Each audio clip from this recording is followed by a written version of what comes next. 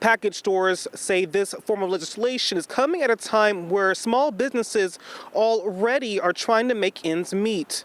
And although consumers may have more options, it's businesses that will have to pay.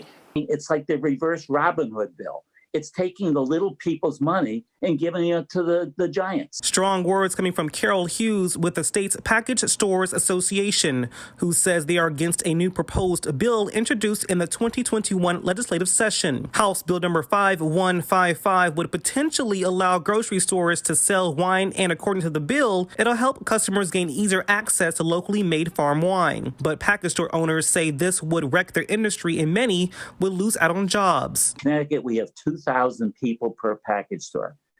Those stores, if you open up that business to other locations and that level has to go to, say, averages out to 5,000, we're going to have 700 less stores. We won't have the 1,250. There'll be probably closer to about 500 stores left in Connecticut. And that's a lot of the 15,000 employees we have that will not have a job any longer. Small businesses like One Stop Liquor in Manchester say they also don't agree with the proposal. Connecticut is one of those few states, that's protect the small businesses, especially the liquor stores.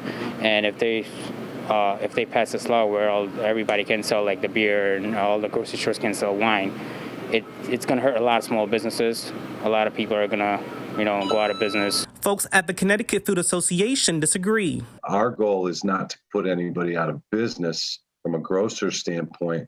Our goal is to compete with the online competition that's all around us. The state's Food Association says they don't see how this bill will hurt small businesses, quoting the state's minimum price statute where stores can't sell items, in this case wine, below cost. The association says their data shows people only coming into grocery stores for convenience, and other stores, including liquor stores, will still have their profit from sales. The state wins because there's revenue, more tax revenue for the state. The small business owner who owns the package store wins because they're a subject matter expert and people who really want to come in and talk about wine and understand the value and learn about the blend, and they're going to go to their local package store. The bill still needs to make it out of the Joint Committee on General Law, and at this time there is no public hearing that has been set. If that changes, we'll make sure to get back to you. But for now, we are in Hartford. Brian Ditlake, Fox 61 News.